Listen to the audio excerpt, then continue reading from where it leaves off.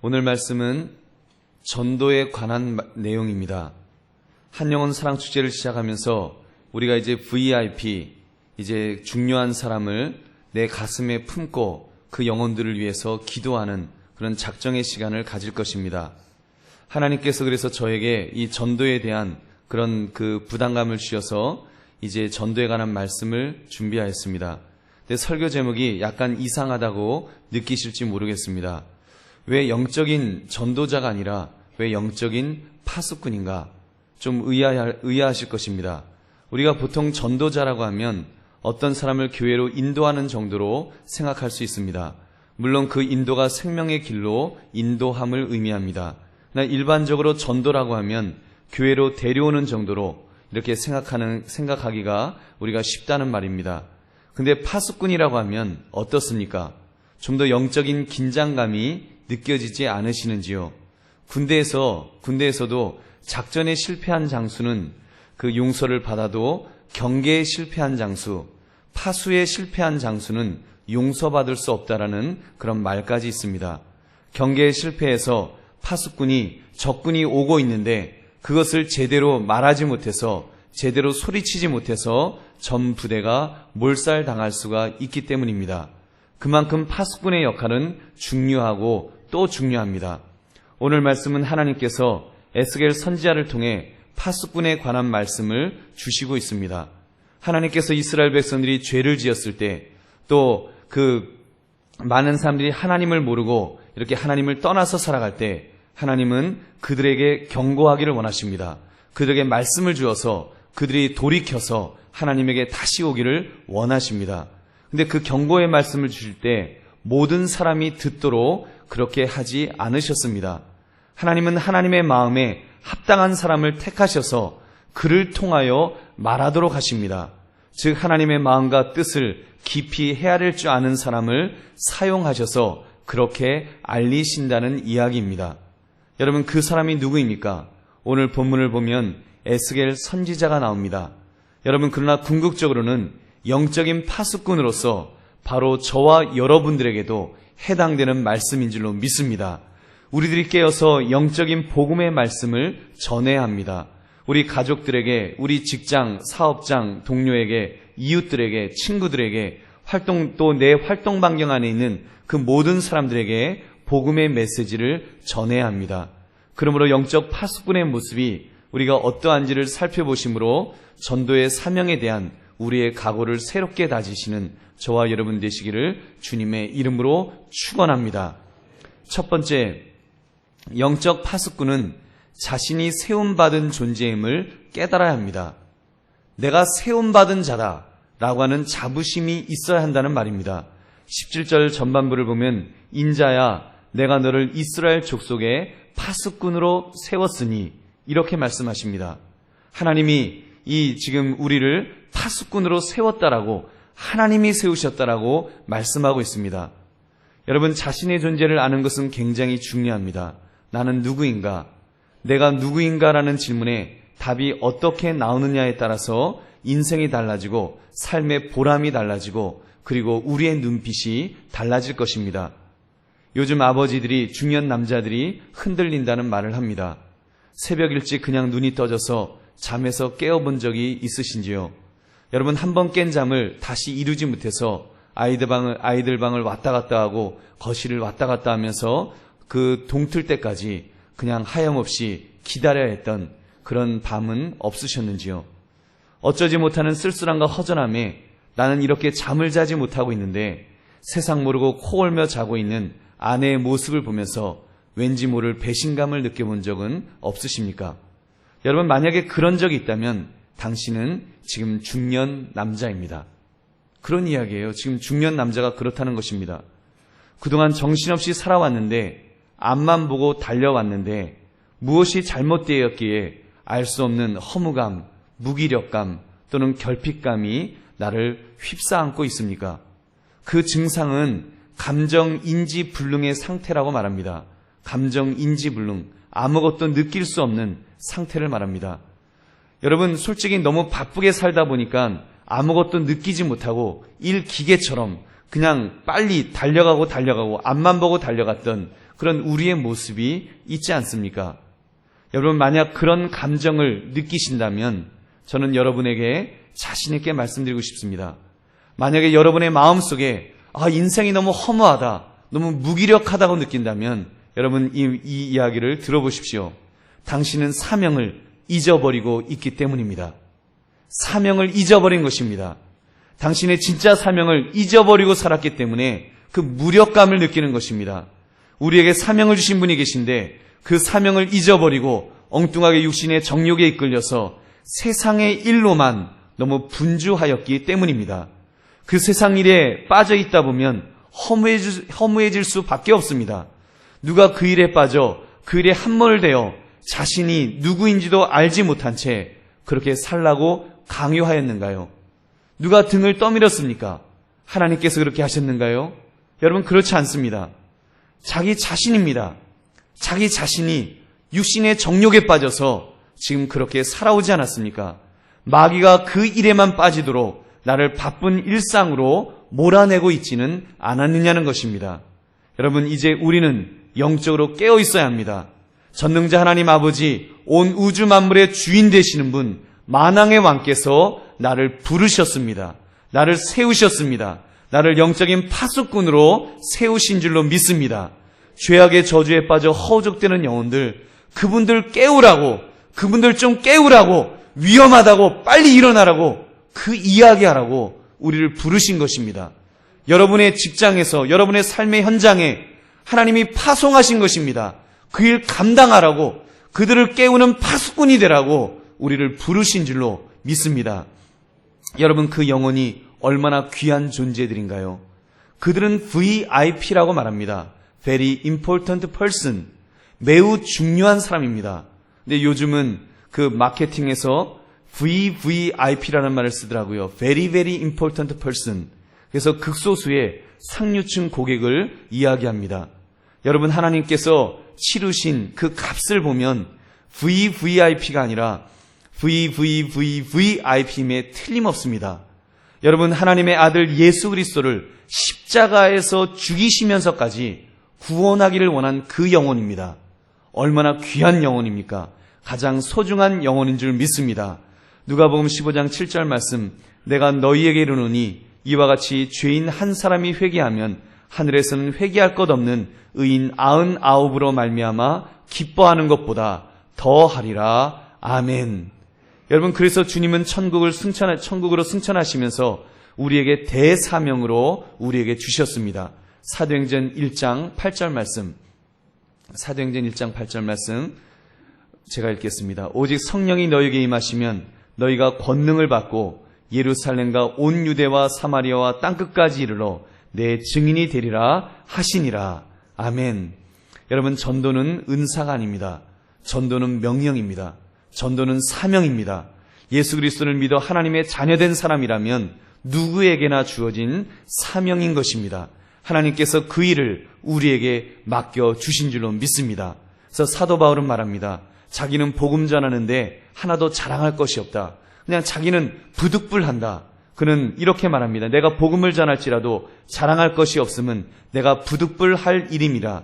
만일 복음을 전하지 아니하면 내게 화가 있을 것이로다. 여러분, 어떻습니까? 정신이 번쩍 드십니까?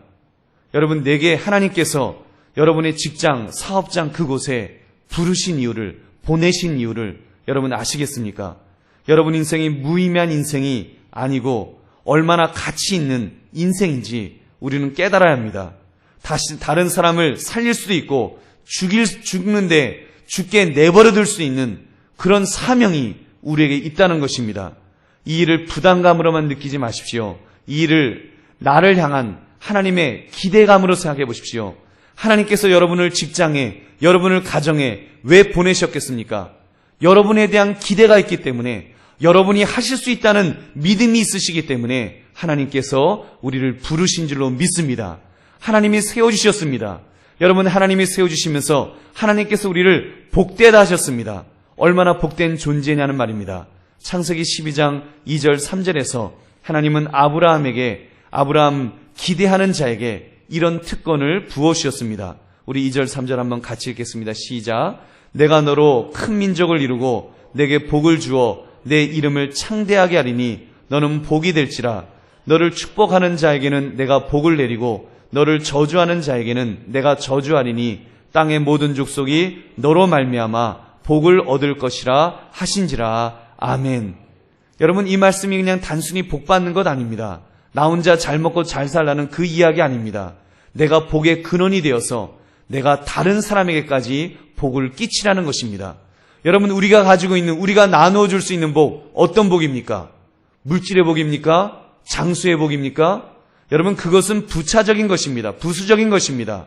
진정한 복은 정말 그 지옥 갈 그 영혼, 죽어가는 그 영혼, 죄악의 저주 아래 있는 그 영혼을 자유케 하고 구원하는 일에 우리가 쓰임받는 것. 여러분, 그 구원이, 그 복이 가장 중요한 복인 줄 여러분 믿으시기 바랍니다. 우리 이 복을 전해야 됩니다. 사랑하는 성님들, 하나님께서 여러분이 영적 파수꾼으로 이 일을 잘 감당하라고 여러분들을 복덩어리로 만들어 주신 줄로 믿습니다. 한번 따라해 보시기 바랍니다. 나는 복덩어리입니다. 하나님의 복덩어리입니다. 사명을 가진 복덩어리입니다. 믿으시면 아멘 합시다. 아멘. 여러분, 우리 이제 그러한 세움받은 자답게 복스럽게 우리가 삶을 살아가실 수 있는 저와 여러분 되시기를 주님의 이름으로 축원합니다. 두 번째, 영적 파수꾼은 세우신 분의 말씀을 잘 듣는 사람입니다. 말씀을 잘 들어야 됩니다. 너는 내 입의 말을 듣고 너는 내 입의 말을 들으라 그랬습니다. 하나님이 세우셨다고 하여 무조건 뛰쳐나가면 안 됩니다. 뛰어나가기 전에 세우신 분이 무슨 말씀을 하시는지 먼저 경청해야 됩니다. 여러분, 먼저 내가 받은 것이 있어야지 전할 수 있지 않겠습니까? 그래서 은혜 받는 것, 말씀에 은혜 받는 것 너무나 중요합니다. 저는 사실 이 부분에 있어서 상당히 취약한 사람입니다. 제가 조립식 물건을 이렇게 사면 그 물건의 포장을 뜯고 설명서를 펼쳐놓고 1번부터 마지막 번까지 쫙 읽어보고 그리고 신중하게 그렇게 조립을 하지 않습니다. 그냥 성질이 급해서 급한 마음에 일단 뜯고 그리고 일단 붙여놓고 봅니다. 막 붙이다가 한 70% 80% 붙여놓으면 아이고 이거 첫 번째 거 이거 안 하면 이거 안 되네. 그리고 다시 다 뜯습니다. 그렇게 한 2번 정도 하고 나면 이제 제대로 된 거 만드는데 약간 삐그덕거립니다. 여러분, 어리석은 인생을 사는 전형적인 모습입니다. 그렇게 볼 때 여러분은 어떤 부류에 속하십니까? 설명서를 잘 읽고 실수 없이 만드시는가요? 아니면 설명서는 나 몰라라 하고 자기의 소견에 옳은 대로 하다가 낭패를 경험하시는 그런 사람입니까? 여러분, 물건이야 또 뜯어서 다시 조립하면 되지만 영적인 삶은 돌이킬 수가 없습니다. 그러므로 세우신 분의 말씀을 잘 듣는 것, 이것이 얼마나 중요한지 모릅니다. 세우신 분의 말씀을 잘 듣는 이 일, 대표적인 것이 바로 설교 말씀에 은혜 받는 것입니다. 설교 말씀에 은혜 받는 것. 여러분은 설교 말씀이 여러분의 귀에 얼마나 달게 들리시는지요. 에스겔 2장 1절부터 3절 말씀에 보면은 우리 한번 같이 읽겠습니다. 시작. 또 그가 내게 이르시되 인자야 너는 발견한 것을 먹으라. 너는 이 두루마리를 먹고 가서 이스라엘 족속에게 말하라 하시기로 내가 입을 벌리니 그가 그 두루마리를 내게 먹이시며 내게 이르시되 인자야 내가 내게 주는 이 두루마리를 내 배에 넣으며 내 창자에 채우라 하시기에 내가 먹으니 그것이 내 입에서 달기가 꿀 같더라. 아멘. 여기서 말하는 두루마기는 바로 하나님의 말씀을 말합니다. 그리고 배에 넣으며 창자에 채우라는 것은 그 말씀을 들어서 내 것으로 만들라는 것입니다. 충만하게 은혜 받으라는 것입니다. 여러분, 그렇다면 여러분은 설교 말씀이 꿀같이 달게 느껴지십니까? 은혜가 되시느냐는 그런 질문입니다. 대답하지 마십시오. 그냥 은혜 안 된다고 하면 제가 삐질 테니까 여러분 대답은 하지 마시고 제가 답만 말씀드리겠습니다. 만약 말씀이 꿀같이 들리지 않으신다면 일단 말씀을 전하는 설교자가 더 하나님 앞에 기도하며 준비해야 될 것입니다. 그 책임이 있습니다. 제가 하나님 앞에 주님 정말 저에게 말씀의 은사를 달라고 능력을 달라고 더 기도할 것입니다. 여러분들도 기도해 주시기를 부탁드립니다. 그러나 더 중요한 것은 나의 영적 건강 상태입니다.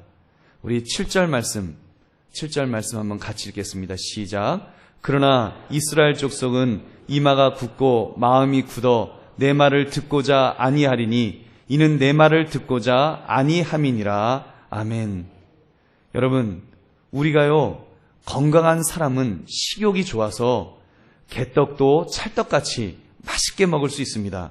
하물며 하나님의 말씀인데, 여러분, 하나님의 말씀이 있는데 어떻게 우리가 뿔같이 달지 않을 수가 있겠느냐는 것입니다. 과거 믿음의 선배 중 어느 목사님은 그냥 성경을 읽으셨답니다. 그냥 성경을 떠듬떠듬하면서 읽으셨는데 그 성경을 읽는 중에 성령이 역사하셔서 회개하는 역사가 일어났다는 것입니다. 여러분, 무엇 때문에 그렇습니까? 하나님의 말씀이 있기 때문에, 하나님의 말씀이 있고, 또 우리 그 선배 성도님들은, 우리 선배 그 믿음의 선배들은 은혜가 있었기 때문에 성경을 읽기만 해도, 하나님의 말씀을 읽기만 해도 그냥 은혜 받는 그런 역사가 일어났다는 것입니다. 여러분, 이 설교 말씀이 세상의 말을 하는 것이 아니라 하나님의 말씀을 대언하는 것이라면 우리가 뿔송이 같이 달게 받아야 할 줄로 믿습니다. 내 심령이 은혜가 있으면 그 말씀을 달게 받게 될 것입니다. 저는 언젠가부터 제 마음에 은혜가 충만함을 이렇게 느낍니다. 왜 그런지 아십니까? 저는 왜 설교 말씀을 들으면, 다른 목사님들의 설교 말씀을 들으면 왜 그렇게 은혜가 되는지 모릅니다. 이 목사님도 은혜가 되고, 저 목사님도 은혜가 되고, 부목사님도 은혜가 되고, 전사님도 은혜가 되고, 다 은혜가 됩니다. 야, 어떻게 저렇게 말씀을 참 잘 준비하시고 저렇게 잘 전하시는가, 이런 그 마음의 부러움이 있습니다. 심지어 그러다 보니까 제 설교를 들어보아도 은혜가 됩니다. 이게 제가 좀 팔불출보다도 조금 더한데 제 설교를 들어도 은혜가 돼요. 이거 참 희한합니다. 사랑하는 성도님들, 설교 말씀이 은혜롭게 들리는 것을 우리 감사합시다. 설교 말씀이 은혜롭게 들리는 것, 이것이 정말 가장 복된 것인 줄 믿으시기 바랍니다. 나를 파수꾼으로 세우신 분의 말씀이 잘 들리는 것, 하나님의 말씀이 잘 들리는 것, 이것은 내가 영적으로 건강하다는 것입니다. 내가 영적으로 건강하면 여러분, 하나님의 말씀이 들릴 줄로 믿습니다. 여러분, 우리가 전도하면서 괜히 이렇게 전도하지 마십시오. 아무개 씨, 우리 교회 오시라고, 우리 교회 목사님 말씀 너무 좋다고. 여러분, 그렇게 하지 마십시오. 괜히 그렇게 하고 데려왔다가 그분이 말씀이 좋긴 뭐가 좋냐? 그러면 여러분 뭐라고 말하겠습니까? 과대 광고해갖고 괜히 고소당할 수도 있습니다. 여러분, 이렇게 이야기하십시오. 저는 우리 한강교회에서 이렇게 말씀을 들으면 왜 이렇게 은혜가 되는지 모르겠다고. 그냥 말씀이 은혜가 되고 그냥 내 마음에 위로가 되고 힘이 되고 용기가 생기고 막 그런다고 난 왜 이런지 모르겠다고. 좀 교회 좀 나와보라고. 그래서 교회 나오면 여러분, 그 전도된 분도 은혜 받게 될 줄로 믿습니다. 그분이 혹시 말씀이 저러냐 그러다가도 내가 아직 뭐가 안 됐나 보다. 이분은 이렇게 은혜가 된데 왜 나는 왜 이러지? 내가 뭐가 잘못됐나? 이게 잘 안 들리나? 여러분, 그럴 것입니다. 그러므로 여러분, 우리가 정말 그 설교를 들으면서 너무너무 은혜 받는 귀를 가질 수 있는 저와 여러분 되시기를 다시 한번 주님의 이름으로 축원합니다. 그러므로 여러분은 파수꾼으로 세우신 하나님, 그분께서 나에게 무슨 말씀을 하시는지, 내가 어떻게 살기를 원하는지, 그리고 어떤 말을 하기를 원하는지 우리가 잘 들음으로, 우리가 아멘으로 화답하심으로 먼저 은혜 받고 힘을 얻는 그런 영적 파수꾼 되시기를 주님의 이름으로 축원합니다. 세 번째는 세우신 분을 대신하여 깨우치는 사명을 감당해야 합니다. 세우신 분을 대신하여 깨우치는 사명입니다. 하나님의 말씀 17절 끝부분입니다. 나를 대신하여 그들을 깨우치라. 나를 대신하여 그들을 깨우치라. 나를 대신하여 그들을 깨우치라. 나를 대신하여 그들을 깨우치라. 하나님의 말씀입니다. 안 깨우치면 내가 그의 피값을 내 손에서 찾으리라. 하나님의 말씀입니다. 깨우쳤는데 돌이키지 않으면 내 생명을 보존하리라. 이것도 하나님의 말씀입니다. 여러분, 신학자 반 하우스라는 분이 오늘의 교인들을 가르쳐서 자폐증 크리스찬이라고 한탄한 일이 있습니다. 자폐증이란 자기 자신을 표현하지 못하는 병을 말합니다. 반 하우스 박사는 말하기를 오늘의 교인들은 들을 줄은 압니다. 교회에 올 줄도 압니다. 성경 공부도 즐겨 합니다. 그러나 그들은 복음에 대하여 증거하지 않습니다. 자신에게 일어난 놀라운 일을 말하려 하지 않습니다. 자폐증을 가진 부모는 얼마나 슬프고 그 아이를 보면서 안타깝겠습니까? 이와 같이 자폐증 크리스찬을 둔 하나님께서도 슬프고 안타까우실 것입니다. 사랑하는 성도님들, 전도란 하나님을 대신하여 다른 사람을 깨우치는 것입니다. 막연하게 교회 나오면 좋아, 이 정도 가지고는 안 됩니다. 교회 나오면 육신의 병이나 부자돼, 이것만 가지고는 안 된다는 것입니다. 근본적으로 그들에게 필요한 진지한 이야기가 반드시 있어야 합니다. 어려운 내용이 아닙니다. 내가 얼마나 죄인이었었는지, 내가 어떻게 죄 용서받았는지, 예수 그리스도가 내 죄 위해서 어떻게 죽으셨는지 그 이야기하면 됩니다. 그분이 죽으시고 부활하시고 승천하시고 다시 재림지로 오실 것이라고, 그래서 우리를 구원하셔서 천국까지 이끌어 가실 것이라고 그 이야기하면 됩니다. 여러분, 내가 은혜 받은 것, 그것을 그냥 이야기하면 되는 것입니다. 그래서 내가 지금 죽어도 천국 갈 수 있다고, 나 지금 죽어도 천국 갈 수 있다고, 당신 천국 갈 수 있는 그런 믿음이 있냐고, 지금 죽어도 두렵지 않느냐고, 그건 물어보는 것입니다. 그래서 여러분, 내가 지금 죽어도 천국 갈 수 있다고 하는 이 이야기하는 것, 이것이 복된 소식인 줄로 믿습니다. 그래서 그 영혼도 그 복된 소식을 들으면서 나도 교회 가서 예수님 한번 믿어봐, 나도 한번 예수님이라는 분 한번 믿어봐, 나도 천국 가고 싶다, 이 마음이 그 속에서 일어나야 됩니다. 여러분, 물론 그 일은 성령 하나님께서 하실 일입니다. 그리스도를 우리가 진지하게 그 영혼을 사랑하는 마음으로 내가 경험한 예수를 증거하면 성령께서 그 일을 하실 것입니다. 그러나 아무튼 우리는 그 이야기를 할 수 있어야 됩니다. 간증할 수 있어야 됩니다. 이것이 바로 우리의 사명인 줄로 믿습니다.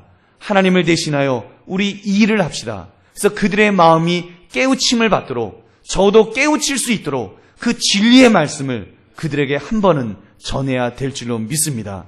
사랑하는 성도님들, 특별히 여러분의 가족에 대하여 얼마나 진지하게 복음을 전달하셨습니까? 가족 사랑이 무엇입니까? 여러분, 비싼 집, 재산을 물려주는 것입니까? 웃기는 말 하면서 서로 웃고 즐기고 떠들고 놀고 하는 것이, 이것이 가족 사랑의 그런 모습일까요? 우리 다 가족 사랑하지 않습니까? 여러분, 그렇다면 그 가족을 위해서 영적으로 내가 파수꾼으로서 나는 어떤 행동을 취하였는가요? 여러분, 심판의 때가 되어서 하나님께서 이제 가족을 심판하실 때 여러분, 하나님 앞에서 이렇게 말씀드릴 자신이 있으십니까? 하나님, 이렇게 우리 아버지, 우리 어머니, 그리고 내 동생 천국에 못 왔습니다. 이렇게 천국에 못 왔습니다. 하나님, 그러나 주님 아시지요?